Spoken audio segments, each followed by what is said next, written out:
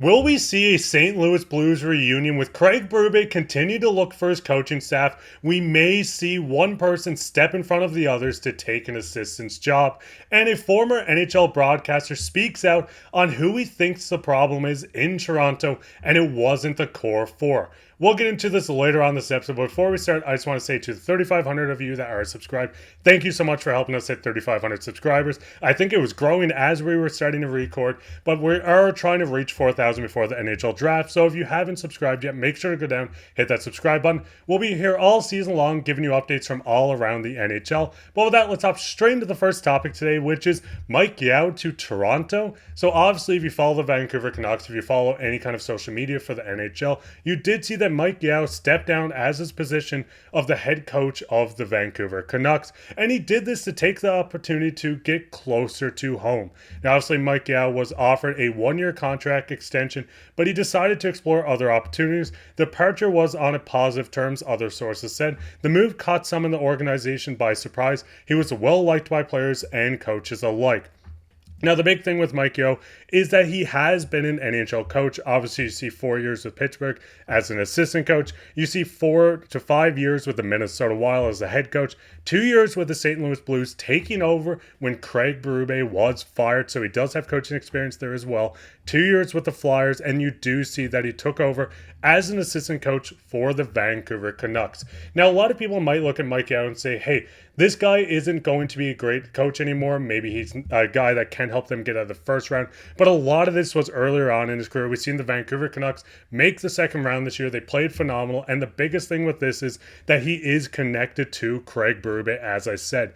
The Toronto born, which once again, he wants to get closer to the home. So how do you get closer? Then playing or coaching for the Toronto Maple Leafs, was the head coach of the St. Louis Blues when Craig Berube was there. And then obviously when they were coaching together in St. Louis.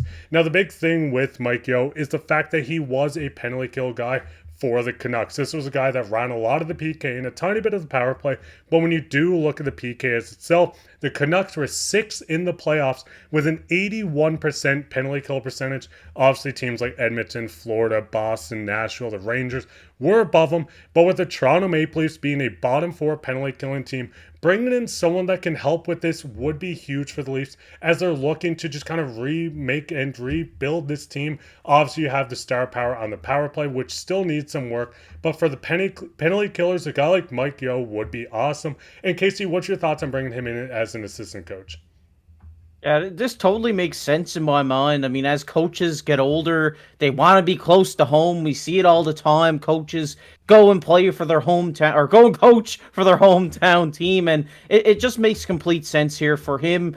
Being familiar with Berube and Berube being familiar with him, they both know how each other like to coach. They're both head coach of the same team at one point in time. It really makes sense for this to happen and for Mike Yeo to join the bench of the Toronto Maple Leafs. And like you said, it'd be perfect to see, him take control of this penalty kill in Toronto. I mean, it hasn't really been lacking. I think it's been, all right. It's been about average in my eyes. So having a guy with this amount of experience of building a penalty kill that's really effective, like the Vancouver Canucks had this season, it just really makes sense for this move to happen. He's more of a defensive-minded coach. He's familiar with the new head coach in Toronto, so they won't really butt heads. They know each other's style and stuff like this. And I think just having, the Toronto team kind of has like a bit of a younger penalty kill, I would say. I mean, they are going to add some guys this offseason that are going to help with that. So having a new coach who is dominant in the NHL at the penalty kill and stuff like that, his system is proven to work. It just makes total sense for these guys to reunite in Toronto. And the biggest thing is we've seen Manny Malhotra, former assistant coach for the Toronto Maple Leafs, move on to coach the Abbotsford Canucks, which is the AHL team of the Vancouver Canucks. So maybe this is just both organizations saying, hey, this is a one-for-one swap. We get a new AHL head coach, and then you guys can take on a new associate or assistant coach, whether Mike might come in and be. And I think it's a fair trade where both organizations do win. But what's your guys' thoughts on this? Who do you want to see? I know there's a bunch of names floating around. And another thing with Mike Yeo was he was interviewing with the Ottawa Senators. So it is going to come down to the wire on which team he does join as assistant coach. But I think it is looking good for the Toronto's bench this year. But with that, let's hop straight into the second topic today, which is is Morgan Rielly the odd man out? Now, obviously, there was an interview with John Shannon on the Leafs Morning Take, but he did say, are those 4-4s the real problem in the end? He continues on talking about the goaltending, saying Joseph Woll couldn't stay consistently healthy and how the Leafs knew that. But then he says, then you have to look at the defense. I think guys like Simon Benoit has been really good. I don't think the Maple Leafs need 4 Benoits. The player I believe should be moved, sparking more conversation, is Morgan Rielly. Now, obviously, anyone that's a Leafs fan, anyone that's been watching the Leafs for quite some time knows who Morgan Rielly is. He's been on the team since 2013-14, and this is a guy that's been a loved Leafs player for quite some time. Obviously, you can see seasons where he had 70 points, he had 20 goals, but the biggest thing to look at with Morgan Rielly are 2 things in my opinion. First off, he had an incredible playoffs last year against the Tampa Bay Lightning, putting up 12 points in 11 games. Obviously, the Leafs lost to the Florida Panthers in 5 games, but seeing Morgan Rielly take that next step against playoff teams was outstanding. He did struggle mightily this year. In just 7 games, he put up 2 assists for the 3 assists, for the Toronto Maple Leafs in the playoffs. But the thing to look at with Morgan Rielly is the fact that he is 30 years old and he still has quite some time. Obviously, 2024-25, the season coming up, he is still making $7.5 million. And you can see that this stretches on for 6 more seasons. So you will be getting Rielly at the age of 36 at the end of this, which a lot of Leafs fans may not be happy about. Like I said, this is a guy that has been consistent for the Leafs, a guy that can put up playoff numbers, his best coming just last season. But with his age, with the Leafs struggling, with the Leafs having an offensive mind defenseman like Morgan Rielly and not be able to produce on the power play, might be hard to keep around for quite some time. $7.5 million is a lot, and this is what can make the difference of filling out 2 defensemen to fill in your lineup or keeping a guy like Mo. And Casey, what's your thoughts on just people talking about Rielly being the odd man out other than guys like Mitch Marner?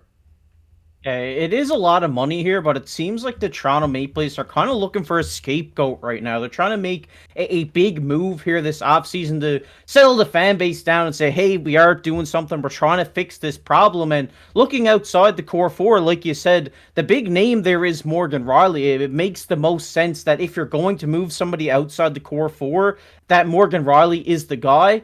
Do I see this happening, though? No, because, I mean, if you're a Leafs fan and just giving an outsider, kind of looking in here, I think, a lot of Leafs fans and the Leafs players want to see Rielly on this team when they eventually win the Stanley Cup. He's been there for years. Like you said, he's been there since 2013. So you need this guy to be on this team and hoist the Stanley Cup. He was through the bad years. Now they're into the good years, I guess you could say, if you're calling first round eliminations good years. But, I mean, the Toronto Maple Leafs have a bright future. I mean, their window to win is in the next 3 to 5 years. You have Rielly locked up for this long. Yes, he will be aging towards the end of this, but I do think the only way that they pull this off is if we see Treliving and the Toronto Maple Leafs go after a big shot offensive defenseman this offseason. If we see them maybe trade for an offensive guy or sign a big name offensive guy come free agency,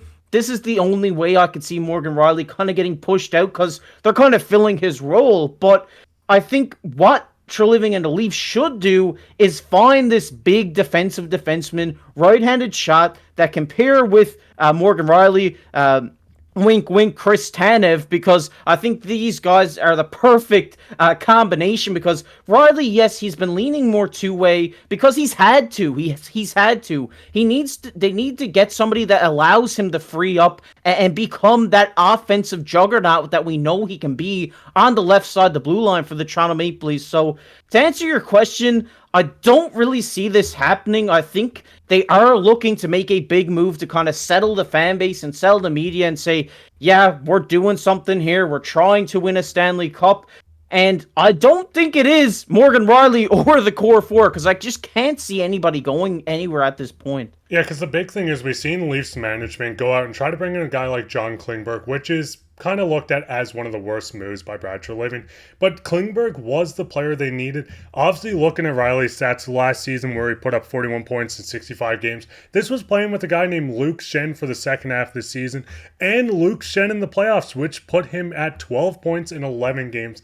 I do agree with you saying going out and getting a guy like Chris Tanev, so Morgan Rielly can kind of take that offensive role, not have to look at guys like John Klingberg to bring in and fix things up.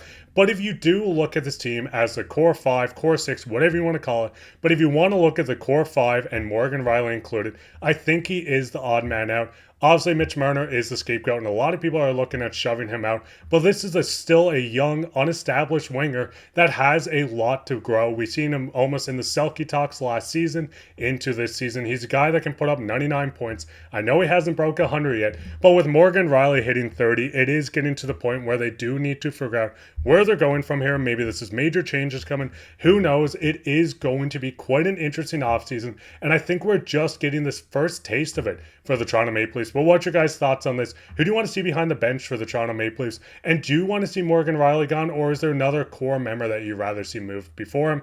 But with that, let's hop straight into the third topic today, which is everyone's favorite comment of the day. And the comment of the day comes from Cameron, and he says, one day Cowan will be the Leafs captain. And I'd love to see this. We've seen this guy kind of take over in the OHL. He's looking outstanding in the Memorial Cup. So maybe we will see him come in wearing the Toronto Maple Leafs jersey and getting to see once John Tavares retires. But what's your guys' thoughts on that as well? And if you want to leave a comment and be featured on the next episode of Hattrick HQ, go down below while you're down there, leave a like, comment, subscribe, share this with your friends.